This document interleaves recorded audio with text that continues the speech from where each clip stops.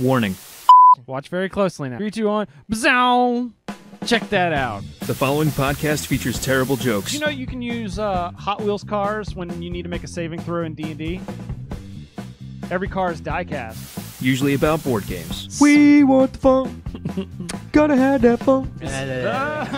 Must insist that no one attempt to recreate any joke performed on this podcast. We had less technical issues than $1 Million Company. All right! This is Boards and Swords.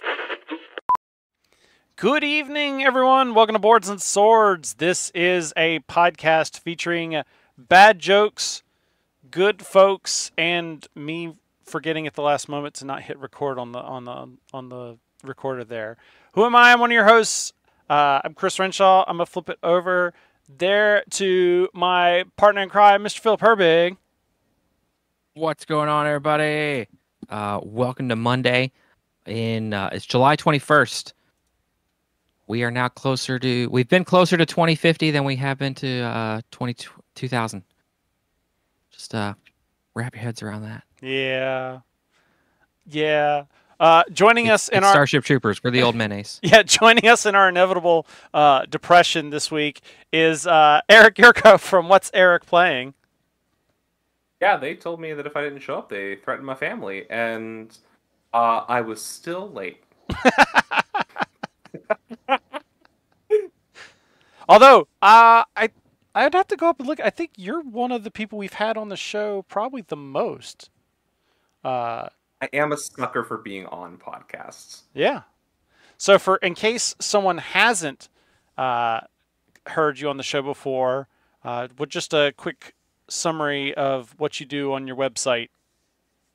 Happy to do it. So, hello friends, my name's Eric Yurko. I run What's Eric Playing, a board game review website. I do some photography as well.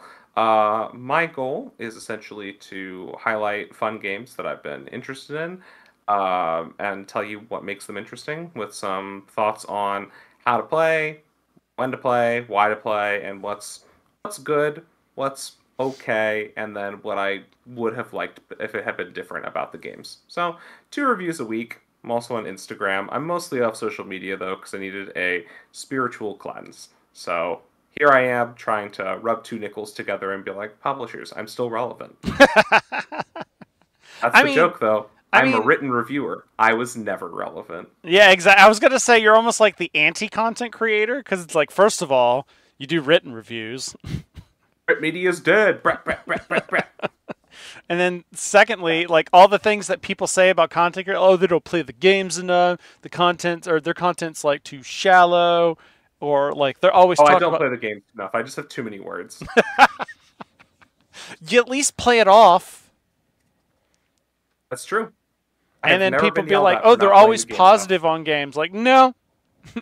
You'll call it out if it's bad. I mean, these days, am I going to go through all the trouble of spending like 4 or 5 hours writing up a game that I thought was bad? Sometimes, but only if I really, really, really have to. There are so many games coming out, Chris. Yeah. I'm just like, what I tell people generally is if you have a reviewer you like or a content creator you like, look at the games they don't talk about. Yeah. That's what always used to boggle me when people talking about that. Is like, I have, like, even back when I was reviewing games, like, I have very limited playtime. Why would I spend that energy on a game I know I'm going to hate?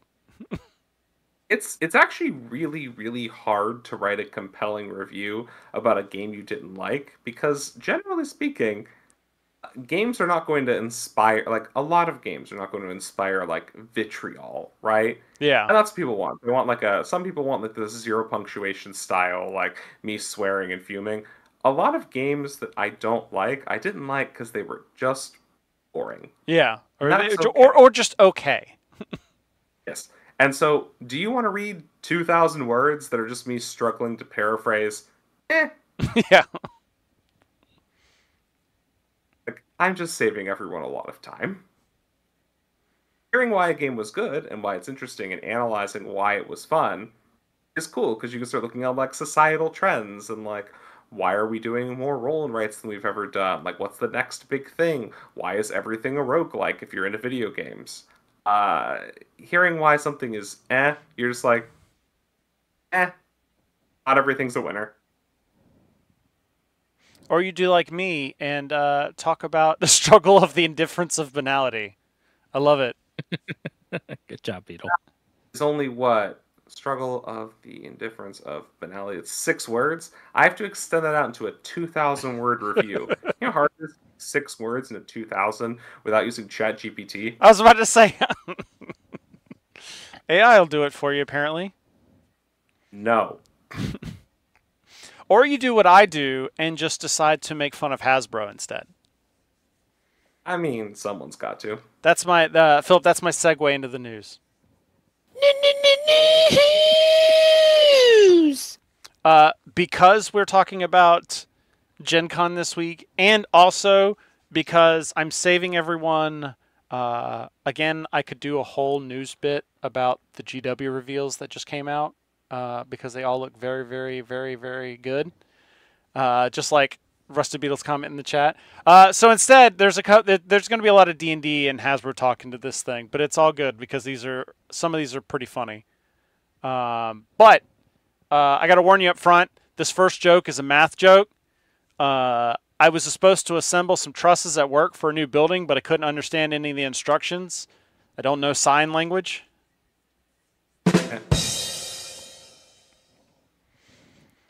So, first off, characters work magic by learning sign language in the Under Isles TTRPG. So, I do like to throw up some random Kickstarters that I find very entertaining and interesting. And this one crossed my desk. So, Rich Oxenham was working at Action On Here and Lost to assist deaf and hard of hearing people in the UK while spending his time running a D&D group for kids. When one of the players suggests that he make his own game, he started thinking about how he could build learning sign language into the design of a TTRPG. So, see, it's gosh dang. Inspire Isles hit its goal in less than 10 hours back in 2020. It had been to direct players to the National Deaf Children's Society to learn signing, but the extra funding allowed them to create their own art and sign language sheets. So their second book raised a lot more in 2023, and then the trilogy concludes with Under Isles, which hits Kickstarter a week ago. The game is set in a fantasy version of the British Isles, which it's like, I love it's like a fantasy version of the British Isles. Like, that's just the British Isles. The bulk of most fantasy versions take place on the British Isles. I was going to say it's just the British History Museum. Yeah. The characters are Pendragons, descendants of King Arthur and Queen Guinevere. They must fulfill an oath by fighting disbelief, which is sapping magic from the world. Helping others builds belief and heals the world tree, while violence spreads disbelief. I think of it like the never-ending story, the classic idea that the world is collapsing. Fair. It's a tale as old as time. So Under Isle is a dungeon crawl where players go spelunking to rescue miners who accidentally released a dormant threat. All 3 books will be available to purchase in the new Kickstarter, and the core game rules are included with any pledge, so you can start playing right away. Characters solve puzzles and overcome challenges by learning shaping, a type of elemental magic known only to dragons, which is represented by British and American Sign Language. So, this is kind of cool. That's neat. I kind of like that idea. And actually, it reminds me of another video I've seen. I don't even know what the movie is, but there's a movie on I've seen on TikTok where it's a bunch of like dude casting spells by like clicking and snapping his hands together. Oh, and he's got like a bunch of little kids following him. They walk into Stonehenge. That's a retelling of King Arthur. Well, that's what but like it kind of reminds me of that sort of thinking, but with actual sign language. Yeah. But like, if you start at level 1, you kind of finger spell fire for the element of fire. As you move up in levels, you do the actual sign for fire, and then you start putting sentences together. The other players will use their elements in collaboration with you to pass the test. And by the end of it, you're having a mini conversation. Like, I didn't ask how big the room is. I said I cast fireball. You just sign it several times. Yes.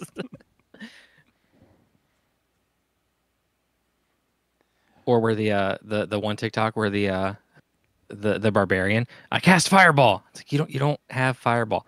I make the wizard do it. You can't just make it. I intimidate the wizard into casting fireball. The wizard fails his roll. Okay, I guess you cast fireball, man. That's what you gotta do now.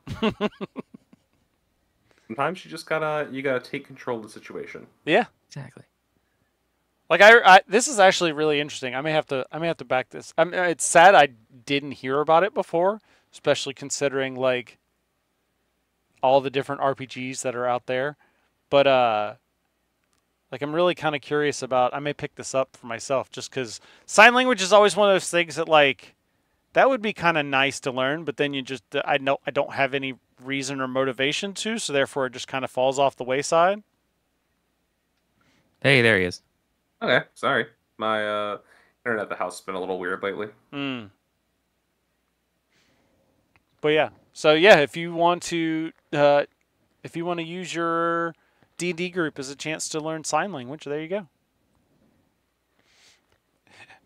As I put in the show notes, it was like, would you learn sign language if it meant you had a consistent D&D group? I mean, for a lot of people, there's a real interest in learning sign language anyways. So Yeah. having a nice way to gamify it, that's not quite so. Learning a language is so difficult, especially as you age. Yeah, that's like you cut out right when I was saying it, but like I've always had the interest in it. It's just I don't have the motivation or like the need, so then it just kind of falls off. Yeah, I mean, I did Duolingo for Japanese for I think a full year, but by the like last 4 months of it, it was just every day I was doing the first lesson because it was easy and that would keep my streak going. And I was like, I don't think I'm learning the way they want me to learn. Oh yeah, that was like 5 years for me though. Yeah, I just at a certain point I think I can only maintain any daily activity for like a couple years before it falls off. Fair. All right. Next, I hired a guy to go around and just punt threatening people that are close to me. He's a really good sidekick.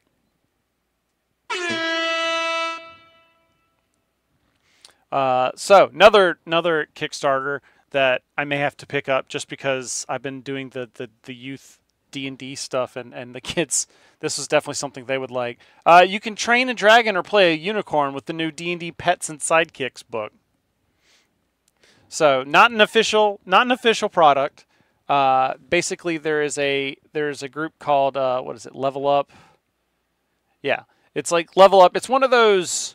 We decided to make our own D&D after Wizards did the whole OGL incident. So they, just like there's Tales of the Valiant, there's this like, I think they call it like Advanced 5th Edition is what they call it or something like that.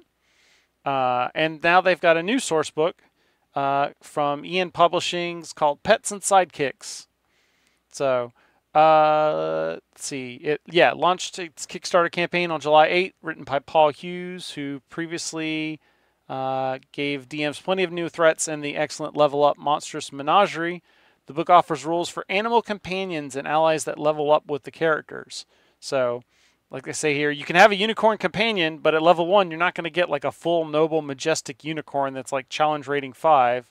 You're going to get a baby unicorn, and then they're going to grow up along with you, so you're going to have to like take care of it. Like, like it's... He's got this really fat, tiny horse, and you're just like... You're not even sure it's a unicorn. Yeah. It could just be a horse with a growth. Yeah. A unicorn is also sentient, so this isn't just a pet. They're kind of a kid, and eventually they're going to make their own decisions. Do I want to stay with you, or do I want to leave? You're not even my real dad! Yeah, you just get, like, the unicorn sends you a scroll that's filing for legal emancipation, and you're just like, tough. If there's one reason I've played D&D, it's so I can face child abandonment issues. Yeah. Yeah, let me get away from my life as a parent by actually, like, being a parent. Let's see. Also contains rules for sidekicks. So follow a PC chronicling their accomplishments like the Witcher's Dandelion Jaskier. I forgot how you say that. Did I say that right? I haven't seen The Witcher. It's been like 3 years, so.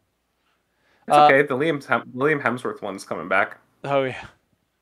Bard companions play like a simplified version of the Bard class, bolstering allies with their Bardic inspiration ability and gaining new spells as they level.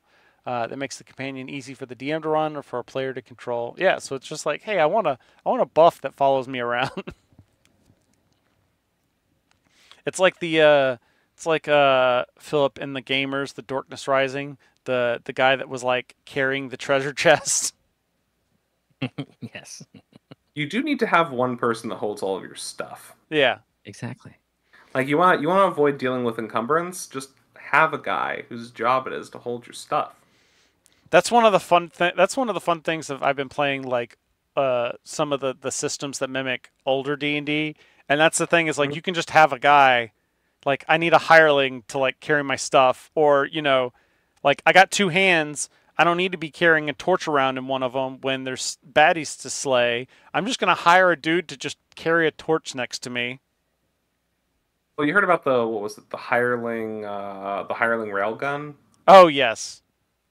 Yeah, where you hire like 1,000 of them and you have them pass a like cannonball between them, and because of how passing rules work in D&D, they can do it as a free action, which means that if you have 1,000 of them standing in like a mile-long line, that the ball accelerates from stopped to this location in the span of time, so it does cause like infinite damage or something. You also incinerate like 1,000 of them, but I think they only cost like 1 gold to hire, don't they? Yeah, something like that. Yeah. No, In fact, we're gonna take that into our next battle with Tiamat. They even put in a line in the new DMG because of that. That's like, it's like D&D is a fantasy construct. If you try, it's like, do not try and apply like real world physics onto this fantasy some to that effect of like. Yeah, did you ever? I used to always like the Jumplomancer. I think it was like someone who took a couple feats so that they could do an athletics check as a performance check, as a diplomacy check. Oh no. And so they put all of their points in jump and they cast the jump spells. They had like a plus 70 or 80 to jump. And so they could just jump really high, but based on how the falling mechanics worked, they would like slowly drift back to the ground. And by the time they did, because of the status of their diplomacy check, as long as they didn't roll a 1, all these people would be like fanatically obsessed with them by the time they landed. Jumplomancer. Yeah, that works. Yeah, it's one of those like, if you get that one guy that's just like he spends all day theory crafting characters and comes up with, or like the like a fun way rather than like it's rules lawyering for the laughs rather than rules lawyering to make the game as laborious as possible.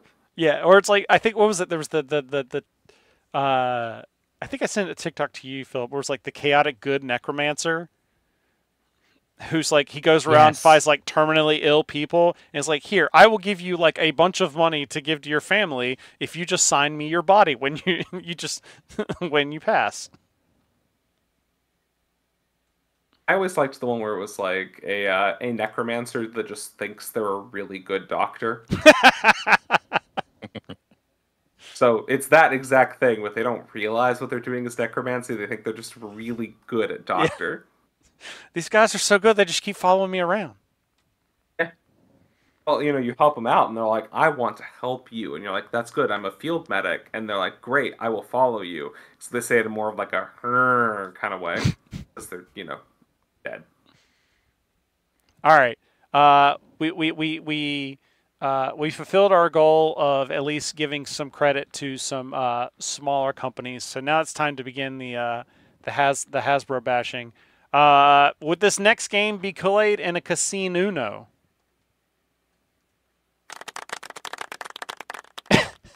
I'm really hoping that this is actually going to be like an Uno table game in like Vegas. Yes. Yeah. Instead, it's just like what is it? Like a social experience. Yeah. Like, nah, man, I want someone to lose their house on a draw 4.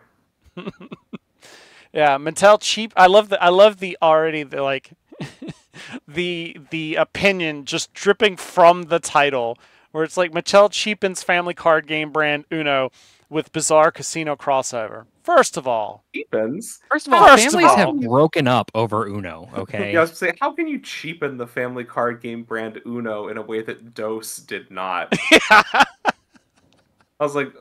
first off, we've already violated several sacred covenants. There's Uno All Wild. Yeah. There was Uno Attack, the perfect version of Uno, where a machine would just spit cards at you angrily. Oh yeah. There's Dos. There was This is an elevation. The Uno No Holds Barred, where it was like draw 10 or something like that. Well, Yeah, I would say physically slap other players. I would say Just the rub your biggest hands. cheapening of the brand was when Hasbro said that you couldn't play like draw 4s on draw 4s. Yeah. That was the big cheapening. Uno of the doesn't know brand. how to play their own damn game. That's what that was. Like, House rules be again, the rule book is just one person's idea of how to have fun with the stuff in the box. Yeah. Like also, if you go look, that they actually have like Uno sports cards. That's like, it looks kind of like a Magic the Gathering thing, where it like in the old school Magic the Gathering deck boxes, and like I here's have an Uno Pokemon that I picked up in Japan when I was on a layover, and it has at least a wild Master Ball, which I think you can play to catch the Pokemon underneath of it, and so you draw that card back into your hand. So you can use that to steal another player's like really good play. nice. that's actually kind of cool. Yeah. Who hasn't played the There's classic? always more room for slight variance. Who hasn't played the classic Uno bitch slap? Yeah, it's Uno lay on hands. Sometimes you have to just dream of physical violence. Have you ever dreamt of staying in a luxurious Uno-themed hotel room? You liar.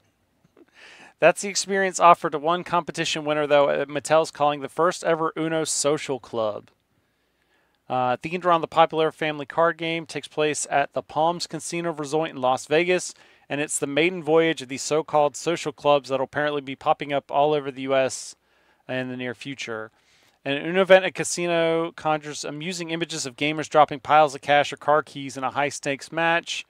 But what is an Uno Social Club? They transform game nights into an elevated social experience where friends connect, compete, and create memories in venues across the country. Because that's I exactly don't know what what. any of that means. Yeah, well, that's what they say. Yeah, no, I'm still clueless. But all you need to do to convince me on this, right, is that you're going to have an Uno-themed room, Uno-themed snacks, Uno-themed cocktails. Now you've made a social club, and I'm interested. What about Because Uno-themed it's me- That's actually bowling? the last sentence on that next paragraph. Yeah, It seems like Uno-themed drinks will be involved. that's good. That's what I want. We've got Uno-themed betting, Uno cushions, and even an Uno bowling alley. And of course, there's an Uno-themed That's- table where you can play every variant of Uno under the sun. I assume. Again,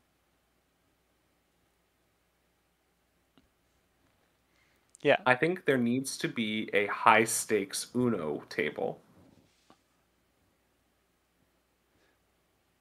So apparently, it's a competition winner. So I guess it's like if you win some Uno event, you get to then stay in this room. From literally last weekend. Last weekend. Yeah, like I'm- yesterday. You had to check out I'm yesterday. I'm again waiting for the inevitable "What if we kissed" in the Uno suite meme. We got married in the Uno room. I'm just Yeah. trying to figure out what the competition was. Yeah, they don't Like, mention that. Is this Probably- like it might have been Uno, but I can't be sure. is this like dodgeball, where like we went to the regionals and then the semifinal and the nationals in Vegas? Like, That's What at happens the is, they just throw a deck of Uno at you, and if it hits you, you lose. Yeah. So after this, the game is taking a tour of major U.S. cities, popping up in bars in L.A., New York, Chicago, Atlanta, and Austin throughout August. That's not that many cities. What? That's not that many cities. Also, if you're going to travel through cities in August and not go to Gen Con, feels like a wasted opportunity there. Maybe there'll be an Uno social club at Gen Con. Maybe I'll go. Maybe I'll lose my house. I don't own my house, but I could still lose it. I don't know. Like, back when I just heard it and they were talking about Uno in there, I'm like, that seems funny as just like a Uno table to play, like with like someone professional dealing Uno. Right. and then Yeah. you see like the room with like the Uno themed bowling alley and like betting and stuff, and like I'm kind of Which I like, think is really, really funny because the thing that everyone had in mind was significantly cheaper than the thing that they implemented. 100%. Right, like we're 100%. talking about tons of money on branding, Yeah. custom carpets, custom decals, the whole thing. And what people really wanted was just one table at Caesar's Palace yeah. that happened to be Uno. And now, literally every other casino is like, Hasbro. What board game can we get in on? Yeah. I mean, what you should do is just be like, I want to work with a high stakes Castles of Burgundy table. And then everybody will be like, what's that? Yeah, that's great. You spend 10 hours in Vegas trying to teach drunk people Castles of Burgundy. And they're like, so I roll the dice and then I buy a tile? And you're like, yeah, that's kind of it. And they're like, that seems remarkably straightforward. And I was like, yeah, it actually isn't too bad. And they're like, I want this one. And you're like, you can't have it. And they're like, why not? And they're like, well, you can't build two of the same building in one of the brown segments of your board. And they're like, well, they can. I'm like, well, yeah, they have one of the yellow tiles, which lets you bypass that restriction. And we're having a really good time. That's what I want everyone to know, is that in this elaborate fantasy that I've constructed, we're all having a really, really good time. So you're not in Vegas then, right? No, we're in Vegas having a really good time. No, Vegas come on. is synonymous with The good next time. the next logical step into the board game industry is clearly Munchkin tables. Like 100%. Like- I would People lose kill each other in everything Vegas all the time. at the Munchkin table. like What if we kissed at the Munchkin table? like you joke, but you got to imagine like somebody at Steve Jackson was kind of like, now hear me out. We were talking thing with the is- guy from Steve Jackson, and he can't legally comment Yeah. on things that may Well, or this may not hadn't be come coming out up yet. in the future. This story hadn't Right. come out And- yet. and that again, it comes back to, I do think that there is an appetite. Like, do the most boring possible thing I can do on this podcast, which is offer you a serious answer to a deeply unserious question. Which I apologize to the listeners, I apologize to you, the hosts, and I apologize to myself. But I do think there is an appetite for a more engaging social experience around like casual board gaming. Right? Like, there are people who want to just go to a pub and play Monopoly Deal. And I think there should be more stuff that leans towards that. Because, for instance, like a Mox boarding house style situation. Yeah. That is too far on the board game side of, like, casual board gaming. And there's nothing inherently wrong with that. It's catering to a different audience than I think this Uno social club kind of thing is catering towards, right? Because, like, we gamers, terrible term here, but a lot of people who play board games with like a certain level of seriousness or a level of seriousness perhaps undeserved for boxes that are rated 10 and up, see this and we're like, that's unserious. There are some people who would love this, like Yeah. staying in the Uno room, like hooking up in the Uno room, naming their first child Uno because 9 months after staying in the Uno room, they had a beautiful baby. Like, I'm just saying. Yeah. But, like, I don't know. I feel like there's a way to look at this. I'm not saying that's the way anyone is looking at this, but there's a way to look at this that is instructive of what could casual gaming as a nighttime experience look like. And I do think that places that are best positioned to do that isn't necessarily like the Uno social club, but it could be like a Mattel social club where you go and they have like, hear me out, things like, I don't know who owns what, but like Connect 4, Uno, Rock'em Sock'em Robots, and it's all kind of set up but there's also like a nice like elevated experience with like cocktails, right? People love going to 21 and up movie theaters because there aren't any kids there. Yeah. Imagine if you could just play Rock'em Sock'em Robots with one of your friends while getting cool drinks. But like, Beatles got a point of there are a ton of dexterity games that would do great in an alcohol/betting environment. also, could you imagine like giant Rock'em Sock'em robots? Where like I think I've seen it instead of before. like clicking it, you got to like mash the buttons instead, and doing that while like Yeah. drunk. I will also present as a counterpoint to Rusted Beetle's comment. Almost every game is more fun as a drinking game. This is not a demand that everyone drink. It is just the style of gaming. Like gaming as a style almost always lends itself well to a drinking game. When you just It's- don't care as much about following the rules. Well, it's also that like I know some people like back when I was first getting into this, right? We were wading through an uncertain future of truly awful Kickstarter games. There were definitely some people who were like, no, this game is so much fun if you drink. And I'm like, every game is more fun if you drink. So what you're telling me is this game isn't fun, but we might be able to, with sufficient amount of alcohol, make it fun. And my counterpoint is I'd rather just play something that's fun already. Yeah. Ooh. If you dress up as the robots, you have to sign at least like 3 waivers. No. Yeah. Does anybody remember Sock'em Boppers? Yeah, sock and boppers, I remember. Yeah, you just Put those do big like things in your hands and just eat the hell out of each they're other. more fun than a pillow fight. But like, yeah, you just blow As up. You someone have who like once drew blow blood up. in a You have pillow blow fight up when they were little a things. teenager, What was that? That takes someone skill. who once drew blood in a pillow fight as a teenager, the guys I used to run with were rowdy.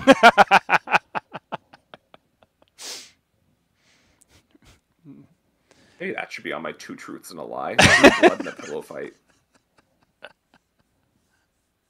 And the thing is, none of us even understood what was happening. We just saw one of the pillows had blood on it, and we're like, "What the hell?" And then we saw, "Oh, some dude is bleeding." Like A lot of adrenaline. Like that person won, right? The one who drew the blood. A few years later, Halo would come out, and we would turn all of our energy there. Yeah. No doubt. Healthier?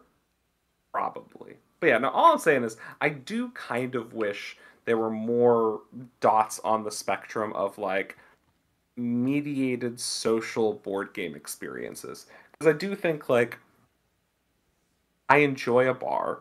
I enjoy getting drinks at a bar. But I wish almost every bar I went to was quieter. And something like this kind of has to be quiet so you can actually like appreciate and enjoy the game.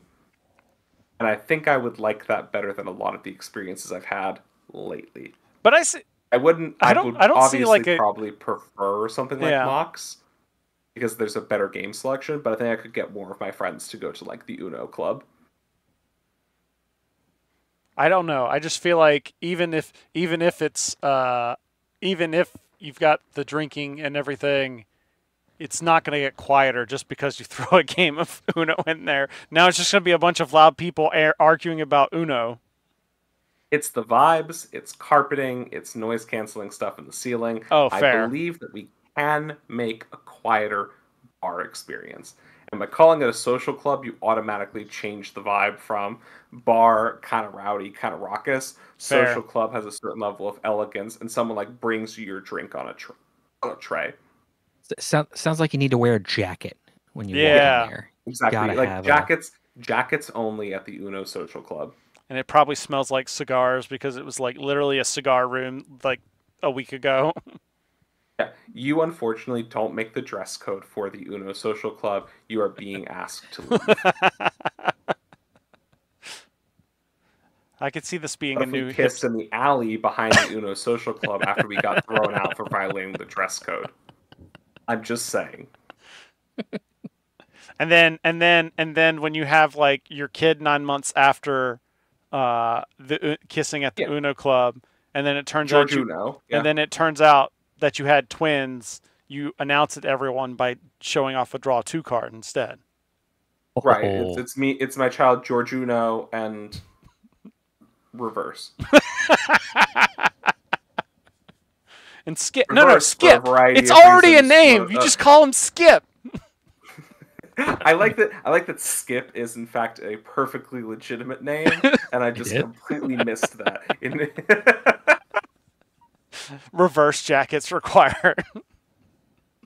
Reverse is just Reverse has a really tough life. Oh God, this could be a whole. Now I'm like realizing that we could have done a whole podcast around this one article.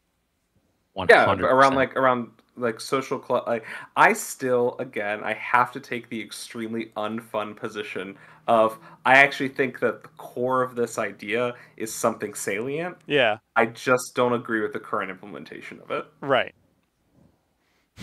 And I think that is extremely unfun of me, and I apologize. All right. Moving on. One serious Hasbro one, but I couldn't turn on my car, and I didn't know which parts would fit specifically my model. Luckily, I found a store with a starter set.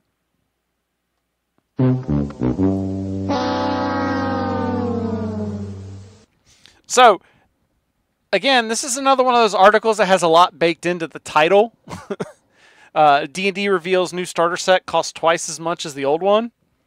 Which you hear that, and then you're like, I don't know. When I first heard it, I'm thinking like, this thing's gonna cost like $80, and then you go, oh, it's $50. Where it's Unfortunately, I own Mario Kart World, so my my expert opinion on how much is too much to pay for a game is invalid. Right.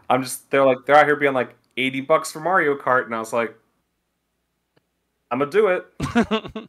So yes, it's fun. It used to be, $25, but it's also a matter of if you look at what came in the old sets and what's coming in this one, you're kind of like, oh, that kind of makes sense. Especially like again, when I sat and thought about it, I'm like, actually, most RPG starter sets tend to be around the 30, 40-ish bucks. Which, yeah, and again, Rusty Beetle says it's going to be $35 on Amazon, so no big deal. But this is the Heroes of the Borderlands set. It's going to have 3 adventure booklets, 1 quick start guide, and a reference booklet. 210 game cards for D&D races, spells, equipment, magic items, monsters, backgrounds, and NPCs. 273 tokens for all the different monsters, terrain, and resources. 11 dice, a combat tracker for managing initiative. 9 double-sided poster maps, and 5 in-world handouts. Imagine we weren't talking about an RPG here, and I just read out all of that, and we were talking about a card game. And I told you this was $49.95. You'd be like, that tracks. That's it.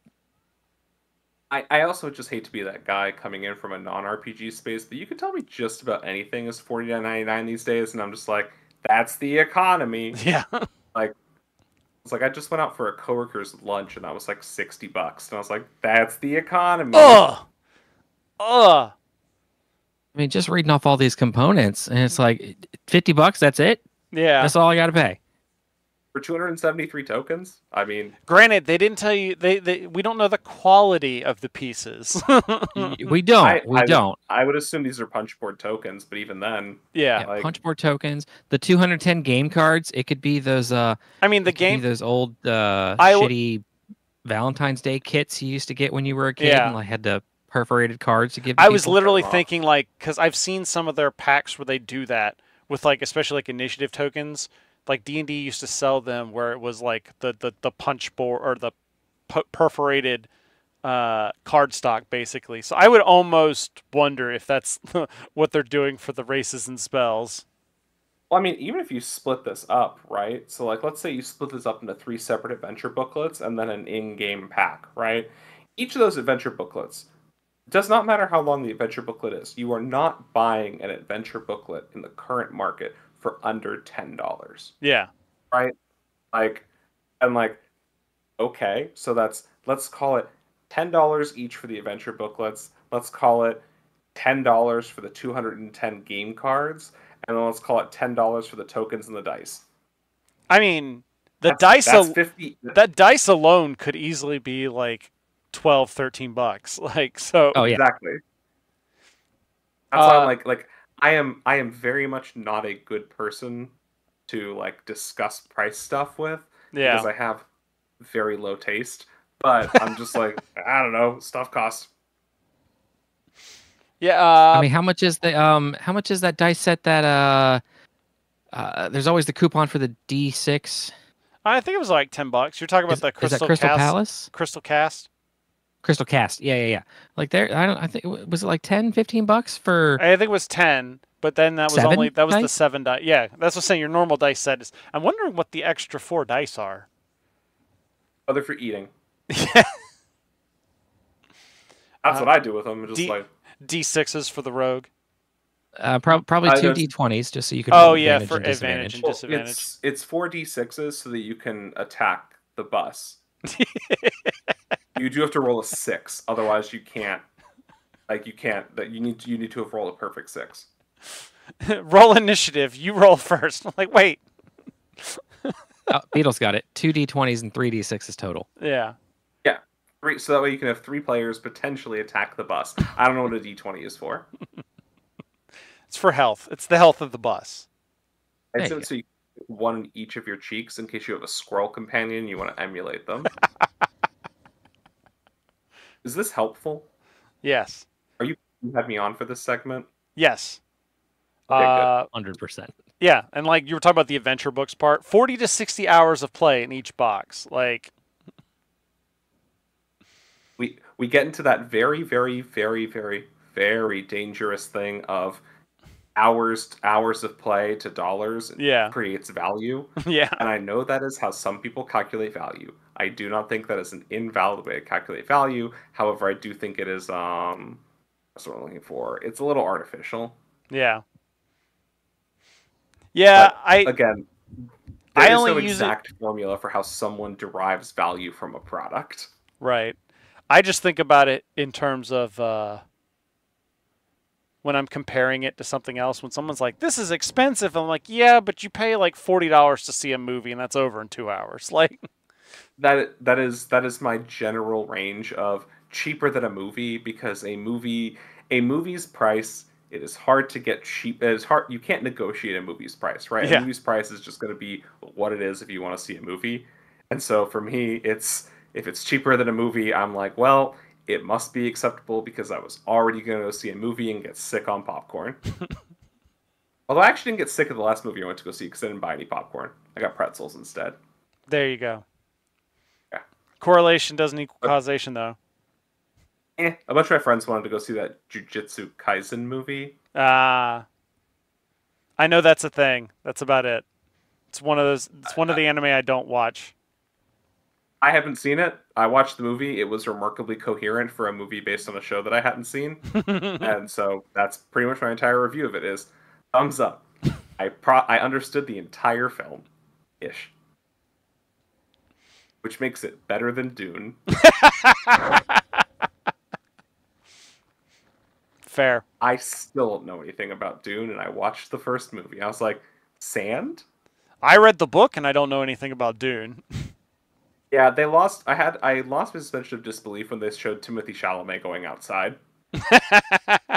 Cannot connect. I was like, yeah, I was like, that kid's gonna lobster if you leave him in the sun for more than 10 minutes. I'm glad you enjoyed Dune, Rusted Beetle.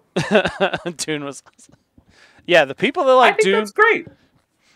Literally, my going on a Dune tangent. Literally, my thought when I read Dune was like, I know that it's called science fiction.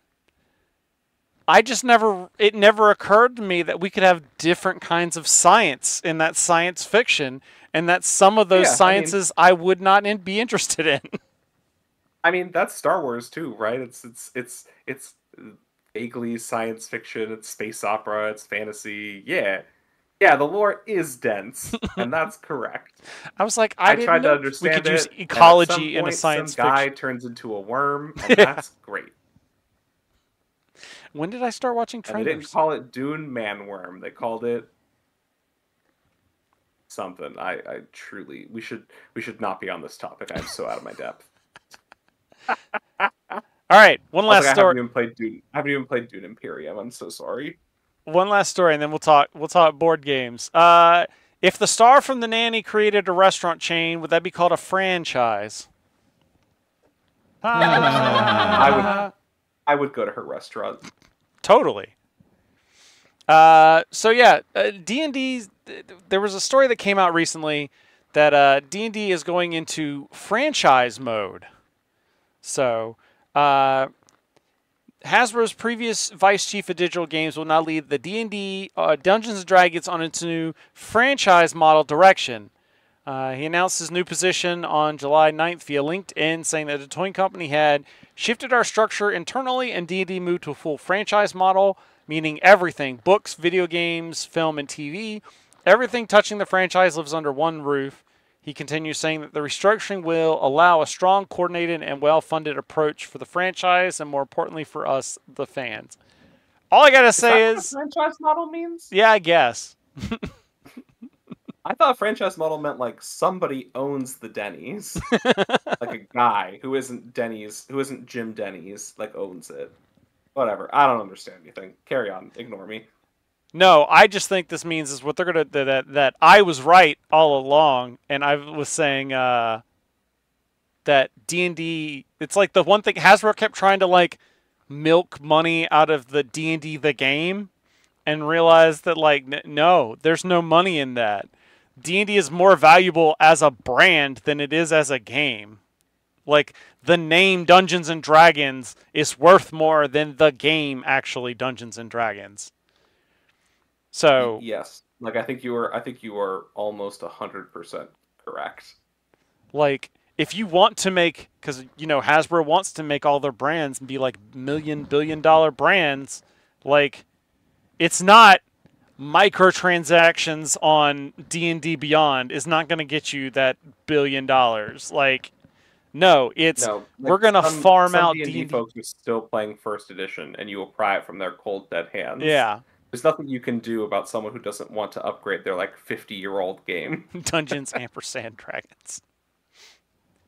They make like 4 more of those Chris Pine movies. That's the thing, is like, why haven't they made more of those? Because like, didn't they do well?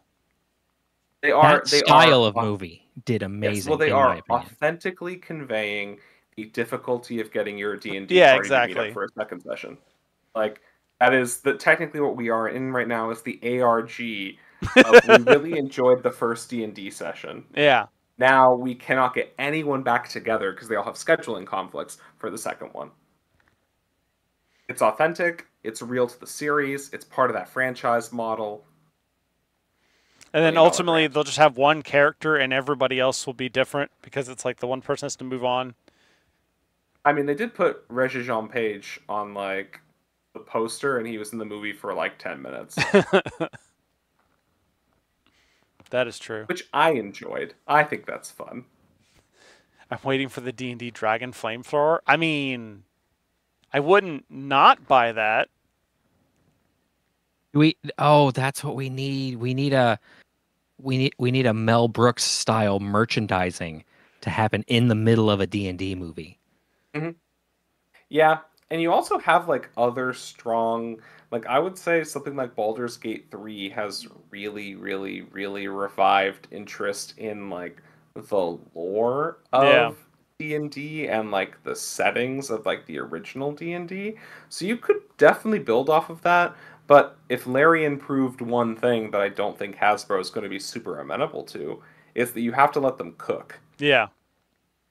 Yeah, Hasbro's, always they're well known for just for not getting their fingers in the middle of things. Like that's just, it's a company known for just letting. They're very hands off, yes. Yeah, they're very hands off, very very pro creator.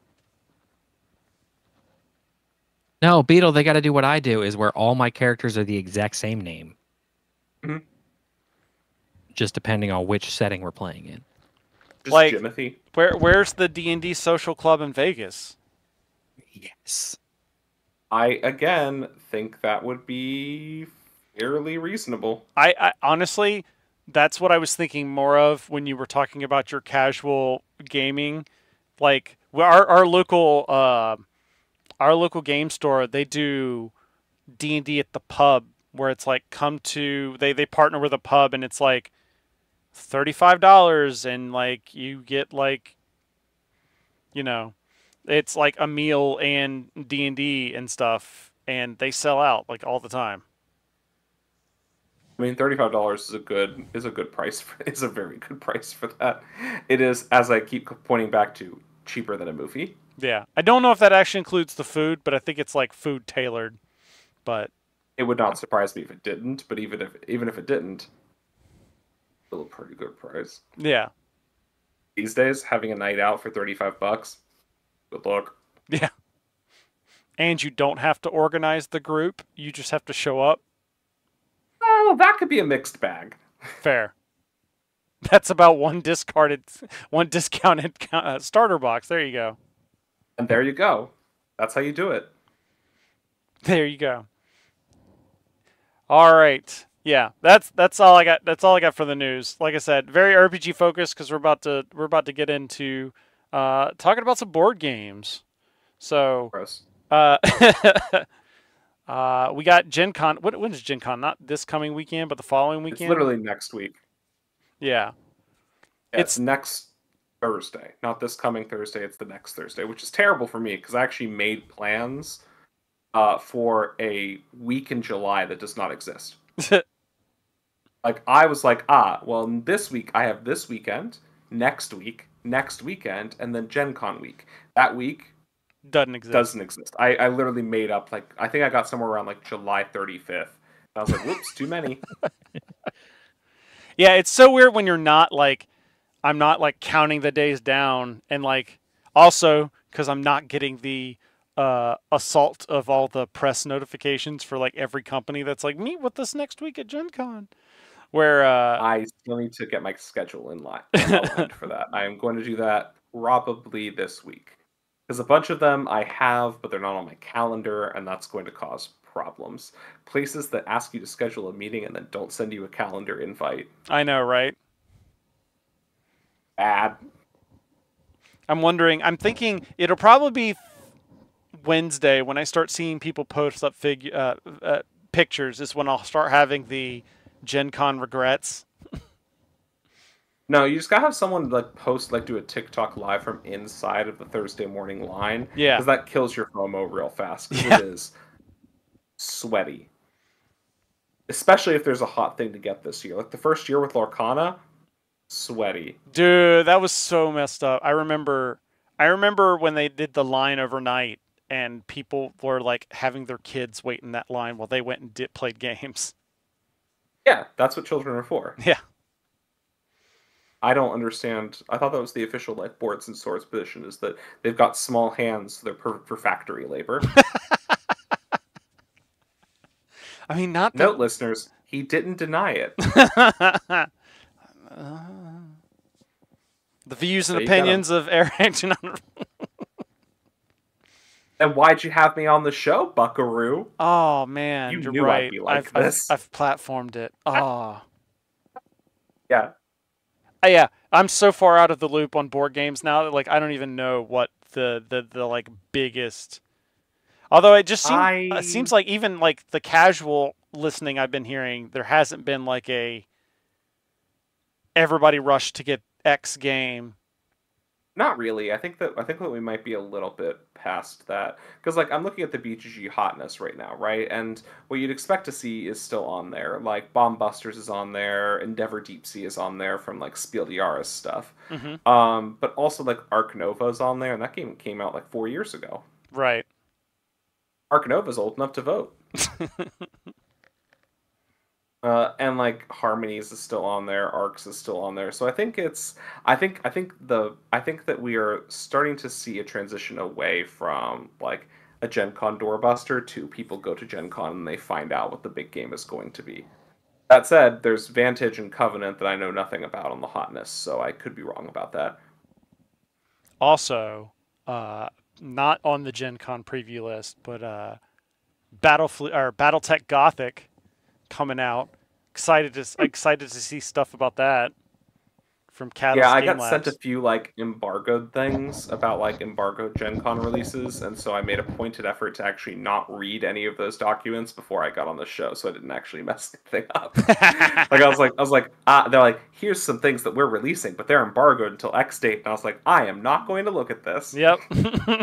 That's information I don't need. Remember, kids, learning things only means that you can accidentally goof yourself. Yep. Obligatory. I will say, oh sorry. No, it was just that Rusted Beetle had to come in with the obligatory snap ships reference. I'll have you know that on the bottom of the list here, I did put, just because I wanted to at least talk about like people we have had on the show here, such as like where was it, Aegis. We had them on. Hey, Breeze. Yep. So I did. We had the Aegis second ignition. Is going to be there, and then also the Snap ships, Elite ships, and Swarm box are going to be for sale there.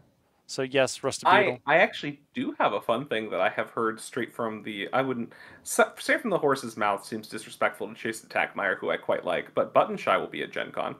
Really? Yes. So I've got a new publisher that I get to be mentally ill about. So I did just go to, they had their annual convention, ShyCon, in Seattle this year. Yeah. And so I did go to that and spent $100 on Button Shy games. That's a lot of Button Shy games. They were $10 each. They were 10 that I didn't have. I was like, all right. For Philip, the Button Shy's the people that they make like wallet-sized games. Like Colin and Cindy used to talk about them all the time. Where it was like you open it up and it's just like 11 or was it 18 cards? 18. Yeah. Okay. I have somewhere I have a stuff I bought at that CMON Expo, where the game boxes were just like as thick as two of my phones. And I bought like 5 or 6 of those. Like, yeah, they're tiny. Tiny game's good. Plus, they were like 10 I didn't have. Plus, I review most of their games, so games that I haven't reviewed that I could go buy, I get to at least support the company, and I like the company. Yeah. Yeah, the one that's like the first and foremost one. So this is a good move from 25th Century Games because it's their name starts the number. They get to be first on the list. Oh yeah. And they have a preposterous number of games. I saw that. Look like they're going to at least be available or demo. And they've been doing a good job getting good artists on this stuff, like good designers as well. Don't get me wrong, like they've got a Knizia, they've got Nathan Thornton, they've got Clarence, like they've got several Knizias because they've got a bunch of Raws. But like they have good designers here, but they also have games that smartly look good. So I would not be surprised if you had a bunch of interested hits from 25th Century just coming straight out the gate. Yeah, that was actually one of the ones on my list. Was a 25th Century game. Was Big Sur. That actually was my nickname in college. You're still allowed to call me Big Sur if you'd like. That was a joke for the viewers. I mean, moving on. Just. Yes. There's no way to compete with that. Nonplussed. We got him in his own house, boys. Let's see here. Alderock has been confusing me lately. Like AEG has been genuinely confusing me lately because they're now going all in on the Guild of Merchant Explorers. The Guild of Merchant Explorers is a fantastic game that came out like 2 or 3 years ago. And they are all in on it now. And I don't know why that is, because it was really good when it came out, and there was nothing for it.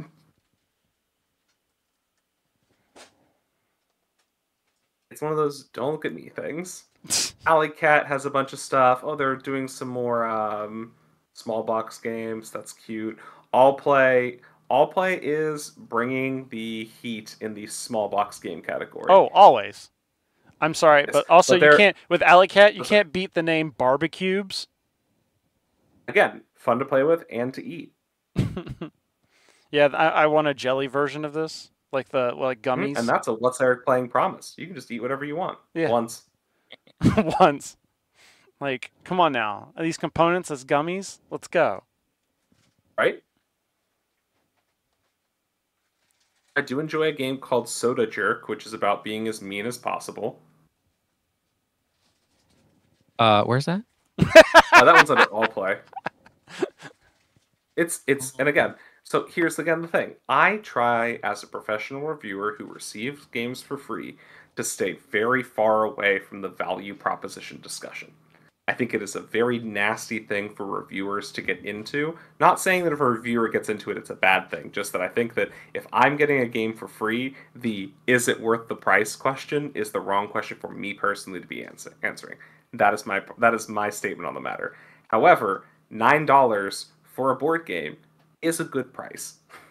Like, I'm like, I don't like The Crew was $15 when it came out, and that's probably one of the best $15 purchases you could have made. Yeah. Maybe $16. I don't know how much stuff is. Just All Play has a lot of stuff hitting the party town. Penguin game. There was one that confused me because I saw Arkham, and so immediately I'm like, I'm in. Then there's this Arkham Travel Guide game, but then you from Crowd Games, but then you scroll down later, and there's another game that's like Innsmouth Travel Guide, and it was in like a different category. Confusing. Yeah, like that's not confusing at all. But I guess that is my other favorite thing about Gen Con is that nothing makes sense. Yeah. So I guess it's maybe it's the same game and there's just two different locations. Like if you want this version or if you want this version. Ooh, Arcane Wonders has a couple dexterity games coming down the pipe. Cat in the Tower looks good. Buffet Boss sounds fun. Yeah, I literally scrolled through the like hundreds of games at first and just I was going off of the like what you see here.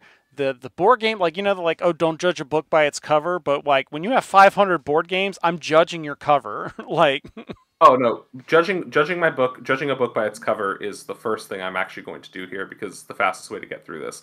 Like, yeah. Innovation Ultimate is coming, and I'm like, Innovation Ultimate, baby. I love innovation. I'm terrible at innovation, but I love innovation. But yeah, like I literally like that was how I narrowed down the list was like going through and just reading like the one sentence word and the box art and the name of the game and then being like, all right. And then afterwards I went through and was like a little bit more crafty. But then there was also, I mean, there are definitely a few games that I'm interested in. I probably could have done this rather than doing it live. I could have done this before the show, but I think it's funner to do it live. We're doing it live. I'm reacting. Bombix remains a hot ticket item. Like, Sea Salt and Paper is getting a another baby expansion because Sea Salt and Paper rules. Let's see. Philip, did you get a chance to look? Philip, did you get a chance to look at the list beforehand? Yeah, I got a shit ton of tabs open up. I'm opening more as we're flipping through again. That's the spirit. I've got like Mystic Curling Club. That sounds interesting. What? I missed that. Asmati, baby. That's the thing. It's even with the list of 500, you still miss stuff. Yeah. Right, but Las Palmas, I got to meet the designer at ShyCon. Mm-hmm. Las Palmas is a dexterity hand building game from Button Shy. Wait, what? All the cards stay in your hand. You make a city in your hand. But what's the dexterity part? Just being able to hold the cards? Yeah, making sure the cards don't fall out because you're not putting them in your hand like I have 5 cards in my hand. You're putting them in your hand like actually it just so happens that I have cards right here. You're putting them in your hand like oh, me when I'm sorting Pokemon cards. Yes. And you're trying to like keep it going or something like that. Okay. I don't know, Philip. Is that a dexterity game you would actually play? He doesn't like flicking. I don't have to flick anything. That's fine, because that's the spirit. That shit hurts. Yeah, if you don't do it right, like it can really mess up your like finger. Philip, you want to play? You want to play a TCG about cookies? What's that? I found Cookie Run Braverse trading card game. It's a whole TCG game about like attacking fight with cookies in the Cookie Run world. I didn't know that was a world. So, it's a Korean mobile game. That makes sense. Gotcha. There's a Hero Quest expansion. I'm interested in this game called Use All of Your Sick Days. Yes, that is on my list. I saw that and I was like, me. Yeah, I was like, oh, I also don't feel like working. Like that was one I The didn't even read what the game was about, and I was just like, all right, I'm like, it's also got like a cute little raccoon on the front. Right? New edition of Quacks. Let's see here. Crafty Games has Tabriz. Barrage is here. Here you go, Philip. Here's one that's called Rhymes with Duck. Fuck. Oh yeah, they're making a new Galaxy Trucker. Good. Did you see that there is the tile version of Railroad? Yep, that's. I am excited about that. That is on my list. Railroad tiles. Mainly because I'm in love with a lot of what Horrible Guild Games has. Yeah, I think that's fair. Dead Alive Games is publishing a second edition of Cat Rescue, which is pretty cute. Oh, I saw that. Yeah. Yeah. It was one of those that like it made the first round just because of the box art. It's a good game too. Tate Wu does not mess around. I will say that speaking of games that are being reviewed that we don't want to have the money value proposition, I've been currently playing the Elder Scrolls game from Chip Theory Games. They're coming out with a chef class at Gen Con. Work. And I'm like, I need to find somebody to give me this because that sounds amazing. That's true. Like I said, let them cook. And this is kind of like I've been having a blast with the Elder Scrolls game. Have not played any, and I do not know about the Elder Scroll at all. I've played an hour. So basically, an hour of Skyrim. That's it. Okay, so the Elder Scrolls are a list of documents that tell you how to follow what your older siblings want you to do. Oh. They take place in the world of Tamriel, and there's different continents. There's Mortywind, there's Cyrodiil.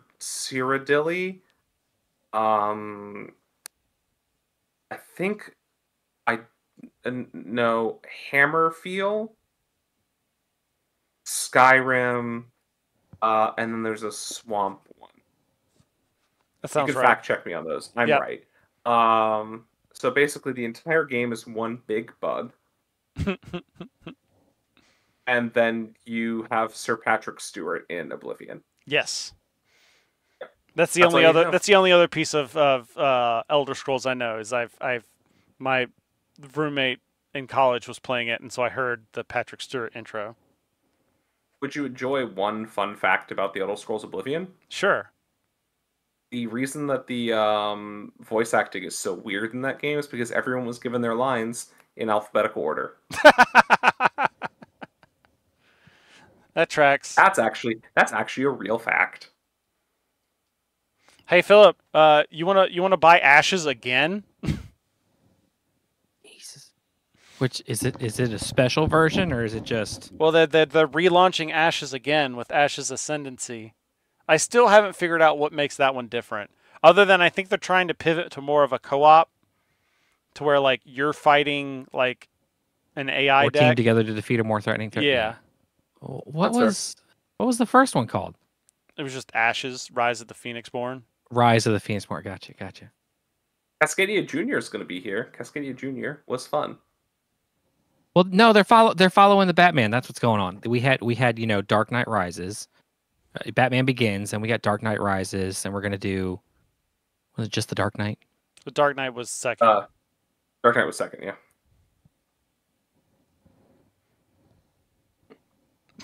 Corgi pile up. Also, they're bringing over Venture Angels. please don't burn my village. where the whole point of I the mean, if game you're is asking- you're bribing a dragon to not burn your village. Okay, but how do you feel about the Sims board game? Again, another video game that I've not touched at all, but I know is For really US popular. for US $20. For $20, I would almost buy it, having never played The Sims, just to like That's the say I've spirit. played it. What else do we got? Let's see. Ooh, a Skull King expansion pack. Honestly, I may just swing by and pick that up because I love Skull King. Honestly, this game sounded pretty cool. Portmentals, Oh yeah, I did hear about that. dice battling worker placement game where you tame elemental dragons. Mm-hmm. Furnace Duel is probably going to be popular. What duel? Furnace Oh, yeah. demo, but still probably pretty popular. People like Furnace. And then I know Wise Wizard. There's a lot of people that love their games. I've just not been completely sold on a lot of the themes and the artwork to like really get into it. But I saw this like Seeker Chronicles, and I was like, that looks kind of rad. Oh, Hot Banana's bringing Moon Bunny. That was a fun one. Oh, really? I like Moon Bunny. They had some trouble with tariffs, but who hasn't, unfortunately. Who didn't? That's why it's like that's another reason Gen Con's just going to be weird this year. Where it's like you're not going to have greater than games there at all. That's like a huge hole right in the middle of. Yep. Let's see here. Ivy Studio always brings interesting stuff. Oh yeah. Kesco is bringing a Tamagotchi game. I saw that. That's one of those that, like, I think it will sell well based on just the name. I don't know if it would be any good though. The thing is, a lot of times it doesn't matter as long as it's fun. Oh, Park Second Edition. I've been playing that on Board Game Arena. That's been I will say that it is significantly different than Parks in ways that I thought were interesting.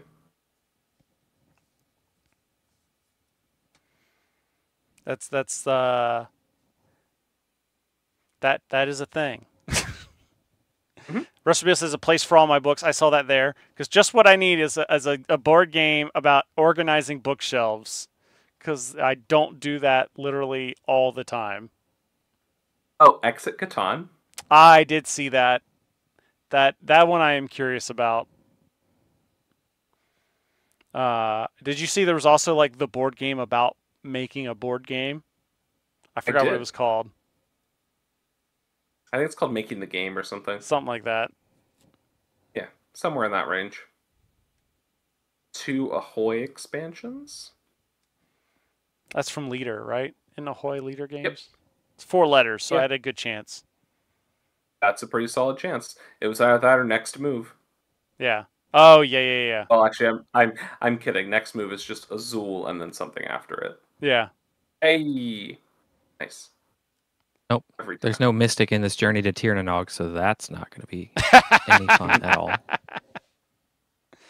was about to say, what did you find, Philip? What? Oh, the thing I put in there? Well, no, I'm saying games you found.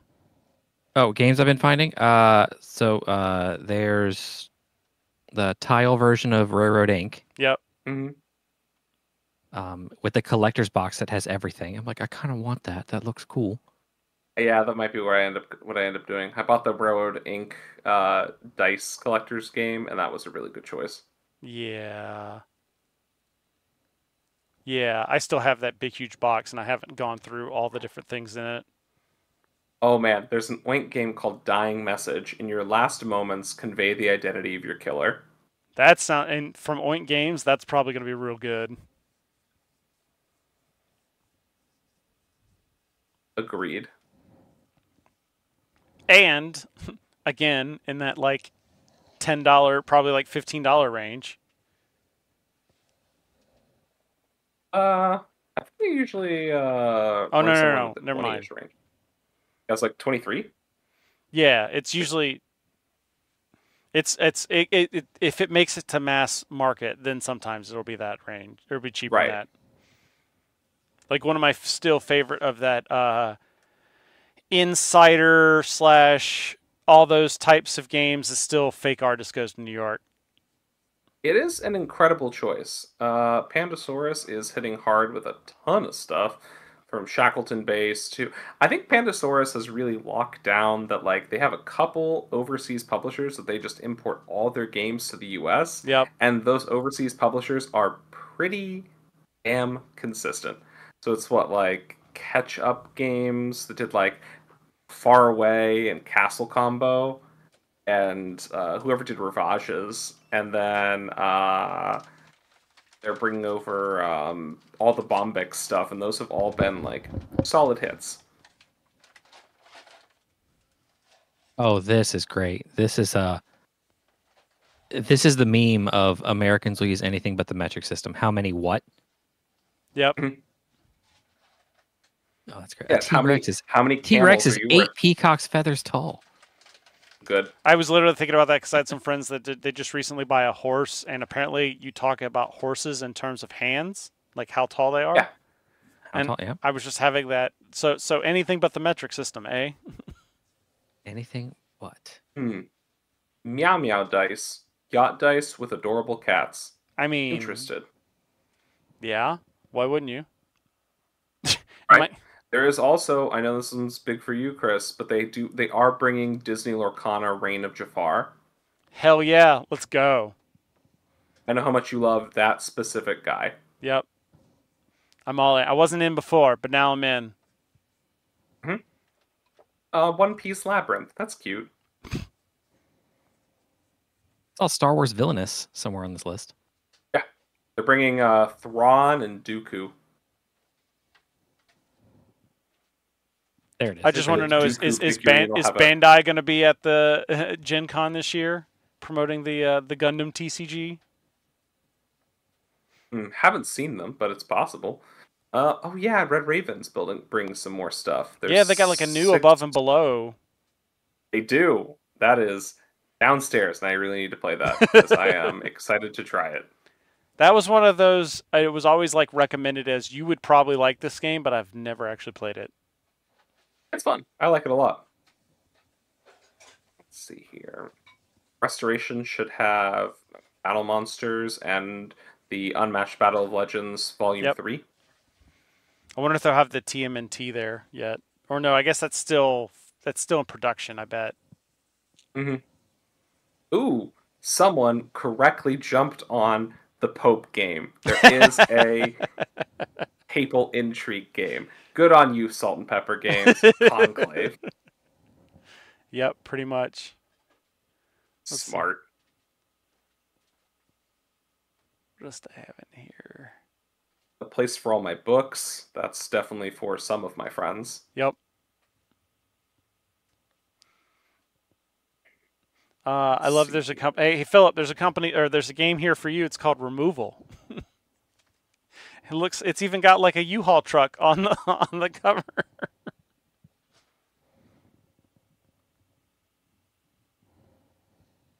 There we go. Removal. Oh, there we go. Only one removal company gets the Stonemeyer picked up Takedo? Yeah, I remember that. Seems like it was forever ago, but I remember that was a thing. Weird move. I don't know. It's none of my business.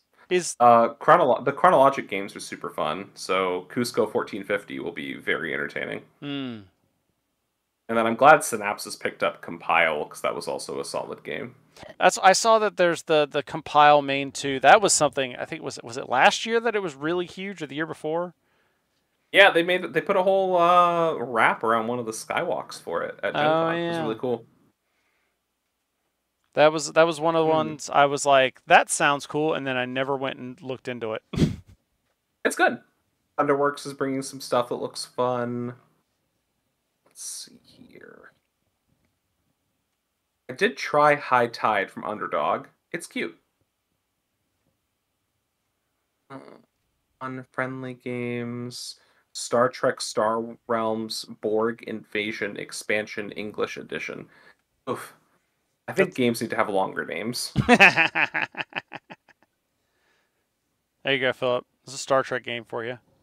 I did. I got the because I pulled up the core set on it from last year Yeah. just to try to look at it. It's I an mean, interesting looking game. It's Star Realms, but I mean, you would probably really like it because it is nice. And Star Realms is again one of those games where it was like, I just never got into it. I played it a couple times on the app.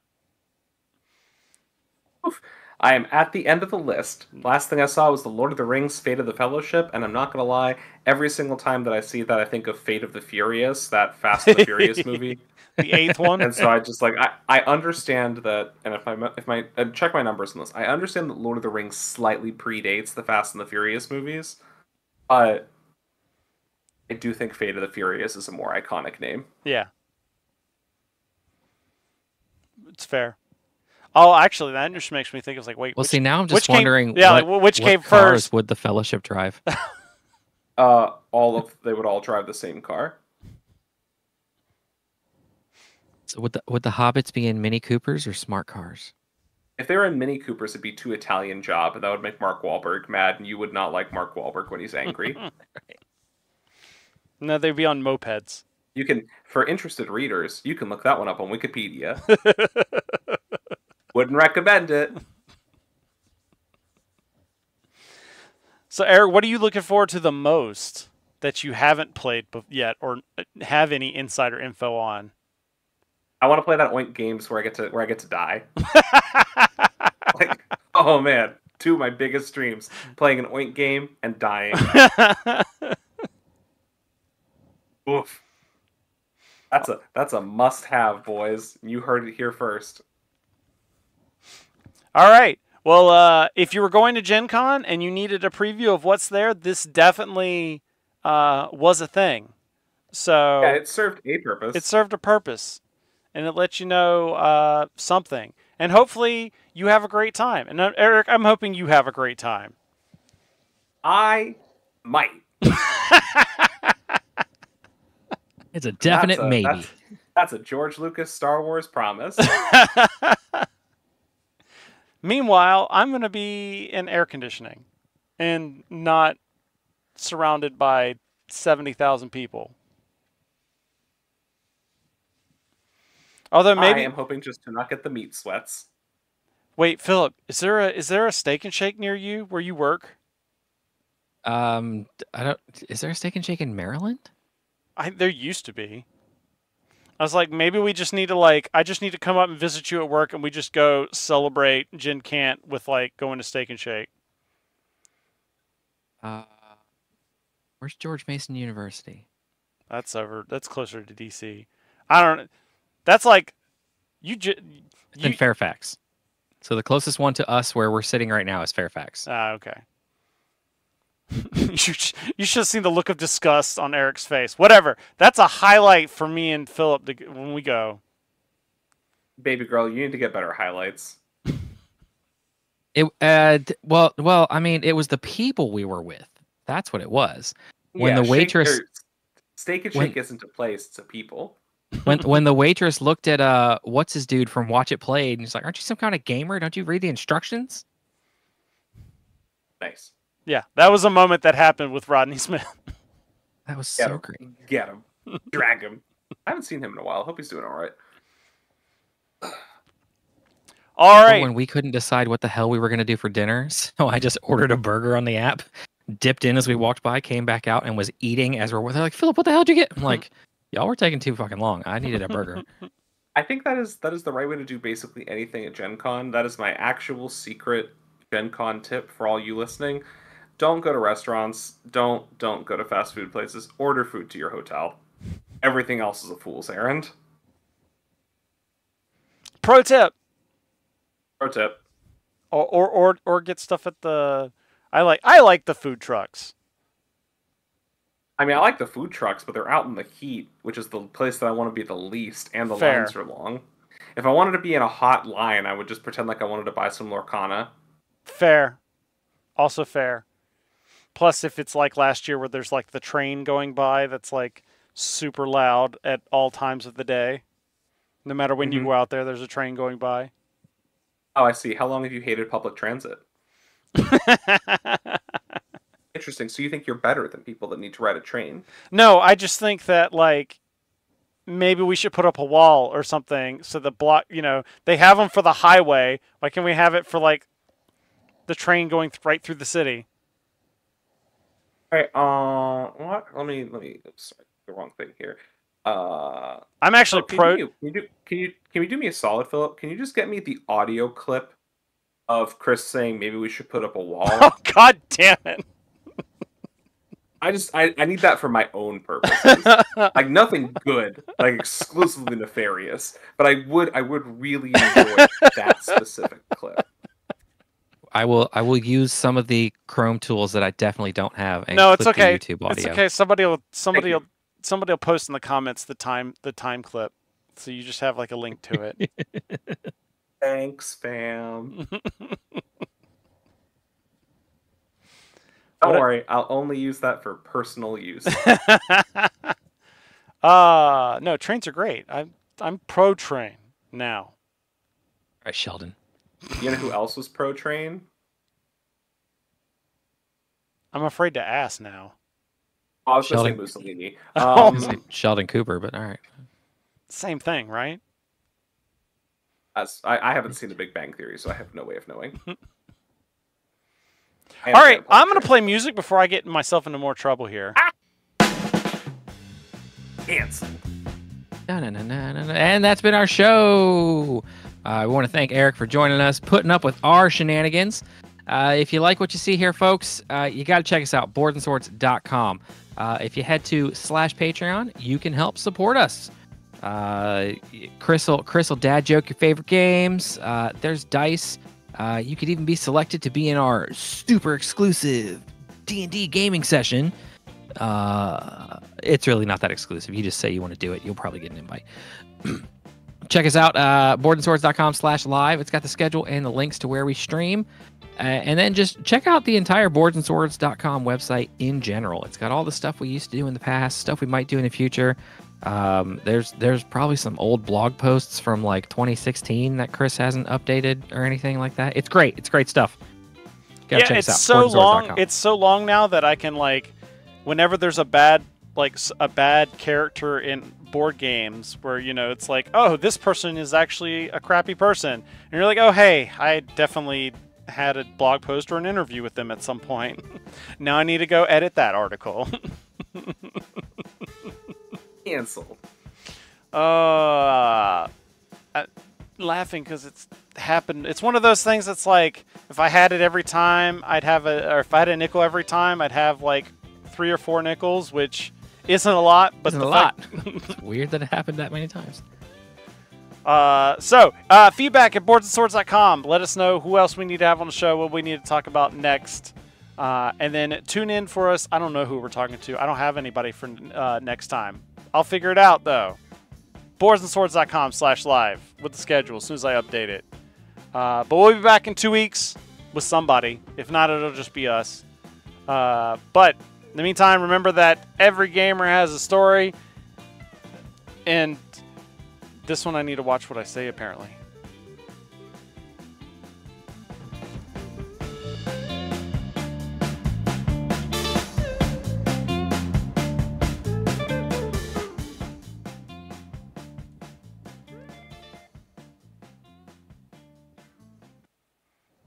All right, it's over. Awesome. Thanks for having me on, guys. No problem. Thanks for almost getting canceled on my behalf. The things we do for our guests. Oh man, just as soon as you said, I just think we need to build a wall, it's like my eyes glue and I was like, yes. Oh, got him. Oh, I got baited. Yeah, unfortunately, I am one of those people that you cannot get shit like that past me. Oh, so bad. Yeah. All right. I gotta run. I've Yep. been in this hot room for 2 hours. This is the top floor of my house. This Oof. room it's like 80 degrees, and I forgot to open a window when I came in. Oof. So Yeah, it's go. I'm prepping for Gen Con. Oh, There's yeah. a breeze, and I'm still sweaty. Yep. So, gentlemen, thank you once again for having me on your show. Mm-hmm. I will talk to you all soon. All right. Philip, I'm going to shut this down, and I'll see you in the bonus bits room.